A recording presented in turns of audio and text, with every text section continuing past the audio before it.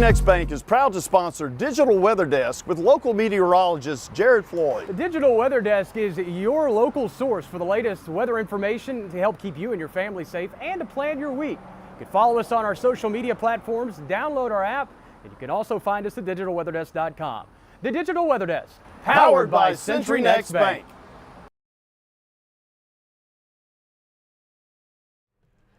Good morning, everybody, and happy Tuesday. Thanks so much for joining the Digital Weather Desk, powered by CenturyNext Bank. I'm Jared Floyd, and on this Tuesday, not a whole lot happening in the weather world, at least in our immediate area. I know that the Northeast is still digging out from the nor'easter and the blizzard and conditions and all that kind of stuff, but for us, we continue on a relatively quiet trek through at least the early parts of the work week. Middle parts of the work week, we could work rain chances back in as early as tomorrow, but more likely across our area on Thursday. Louisiana Cooker, good morning on YouTube. Thanks so much for hopping in. Pretty straightforward look at the forecast this morning. It's chilly. Janice, good morning. We're back below freezing pretty much area-wide to start the day. 30 in Monroe, 30 in El Dorado. 30 in Monticello, 32 in Vicksburg, 31 in Natchez. Again, most of us dropping below freezing for at least a brief period of time here this morning. Compare that to where we were 24 hours ago. A good chunk of the area is a good 3, 5, 8 degrees colder than we were yesterday morning at this time, with the exception of far northern Louisiana and southern Arkansas, where a lot of those areas were well below freezing yesterday morning and are a little bit closer to freezing to start the day off today. And again, you can thank the southerly and southwesterly influence on the winds for a lot of that. Visibility is fine to start the day, and as I mentioned, there's the winds back out of the south. Excuse me, I said the southwest. I meant the southeast, but out of the south and southeast this morning, and that again has had a little bit of an influence on temperatures and has allowed for some areas to be a little bit warmer to start the day. Your day planner made possible by the Monroe Chamber of Commerce and Leaders of Change. Temperatures generally climbing into the 60s this afternoon. It'll be a gradual climb, probably back into the mid to upper 50s by around lunchtime, ending the afternoon in the mid 60s. Some spots will be a little bit cooler than that in the northeastern sections of the ArkLaMiss, mainly along the Mississippi Valley. Southwestern parishes may even see the upper end of the 60s, close to 70 degrees by the end of the day. Janet and Becky, good morning. Hope everyone has a wonderful start to this Tuesday. High clouds have started to sneak back in, and again, we're seeing quite a bit of sunshine, but it's filtered with some high clouds that have made their presence felt to start the day, and I really don't expect the clouds to budge much as we work through this Tuesday. They'll start off as mid and high clouds, and then the low clouds really kind of start to creep back in as we head through the overnight hours tonight. Your radar made possible by Brown's Roofing shows nothing across the area in terms of rain or snow or anything like that. Retha, Ida, good morning. Thanks so much for hopping in. And really expecting this to stay that way for the vast majority of our area through the day tomorrow. Could run into some showers late, but they'll be very, very spotty and very, very light. Futurecast made possible by Bayou Power Sports, I-20 Frontage Road in Monroe. Not a whole lot happening.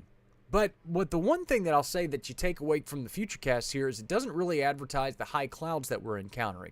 Not that that really alters the forecast all that much, but nonetheless, I expect the more robust increase in cloud cover overnight tonight. It'll be mainly low clouds to start the morning off, winds back out of the south, and we start to get some low-level moisture back in through the day on Wednesday. Those clouds really don't move much through the day. Maybe a spotty shower as a weak front stays stalled to our north. It starts off as a warm front drifting northward, just kind of stalls out until Thursday, when it gets reinforced by a piece of energy that will bring kind of a secondary cold front boundary through the area, and that brings the possibility of some showers, maybe a thunderstorm or two Thursday afternoon. It'll be warm and fairly humid, so I think there's at least the window of opportunity that we could maybe scour a storm or two late in the day.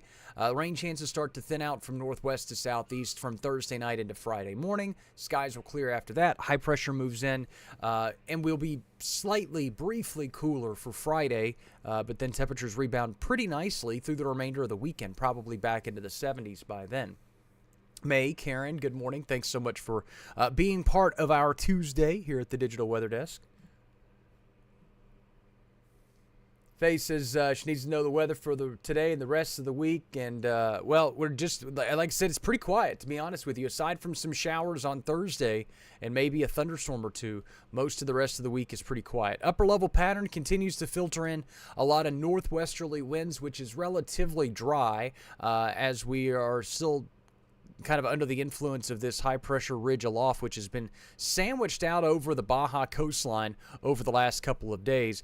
As that ridge continues to just kind of hang out, it really still encompasses and incorporates a northwesterly flow pattern into our region until we get that cold front through the area Thursday. Now, what we're really left over with is a kind of an elongated, what we call trough axis, and that's essentially where the leftovers of a storm system are just kind of left.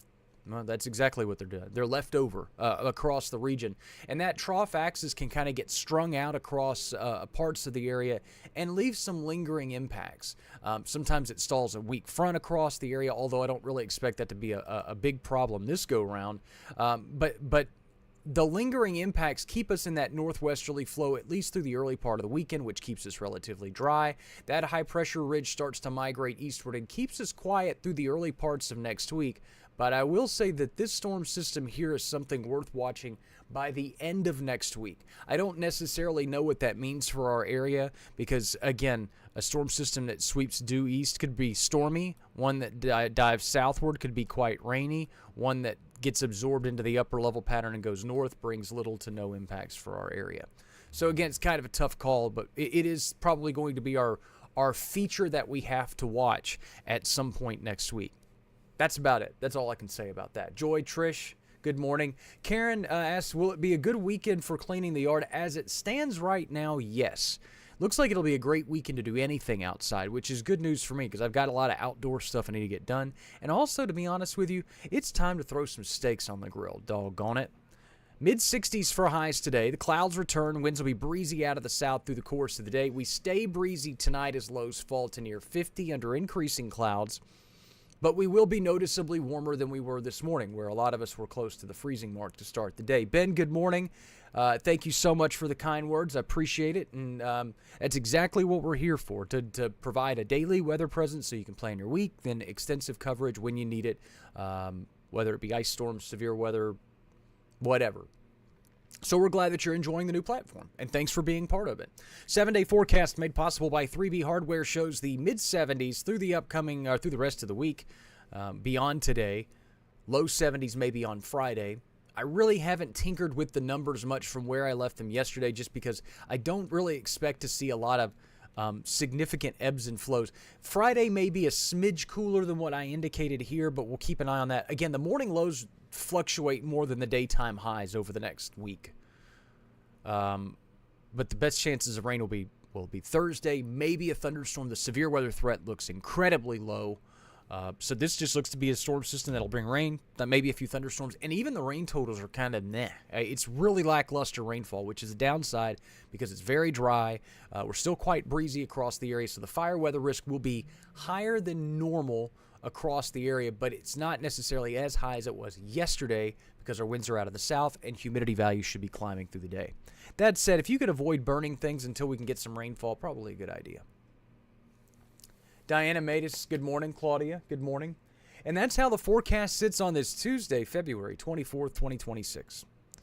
Your too long didn't read is set for 9:30 this morning. I will join you at around midday with a live update to all of these numbers. And then I'll join you with a live stream a little bit later today. And the forecast is always available at digitalweatherdesk.com and on the Digital Weather Desk app. Your fish and game forecast comes out later tonight. It is day 2 of the fence being built in our backyard. This is exciting times because our fence has been in decrepit condition for a long time. So Twin City Fence and Decks out here taking care of us, Nicholas and his crew. They demoed everything yesterday. They took care of a tree that we had down in our backyard. And now they're putting their fence up. So that's kind of cool stuff. Really exciting. If you're ever a homeowner, you get excited about the little things when something like this happens, and you're like, it's like a kid on Christmas Day. It's weird stuff. Donna says, I've become your Alexa. That's cool, except Alexa has a way smoother voice than I do. But I appreciate the fact that a lot of folks have started to make this a morning routine of, oh, Jared's gone live, let's listen to the forecast for the morning. And that's kind of the goal, is just, hey, if you're around and you can join in live and make it part of your day, great. It's family friendly. I'm not going to say anything too crazy out here that kids can't hear because I've got a kid that's listening in the other room. I've got nieces and nephews that tune in from time to time. Like, we're not going to get crazy here. I may get a little silly, may get a little goofy, but that's about it. Forecast, again, always available at digitalweatherdesk.com. I'll check in with you a little bit later today. Thank you so much for being part of this community and being part of my day, and I hope that you enjoy me being part of yours. I think I said that correctly. Again, thanks so much for being part of our community. I'll check in with you later this afternoon. Have a great Tuesday, everybody. My name's Chris O'Byrne. I'm with Brown's Roofing. There's a common misnomer in the insurance restoration industry that taking an insurance claim start to finish is similar to remodeling a bathroom. Well, in fact, there's a lot of red tape on the process. Sometimes major adjustments are needed to be able to get the work done and get the work done right. It is very important for an educated representative to get with you today and walk you through this process start to finish. Your peace of mind is our top priority.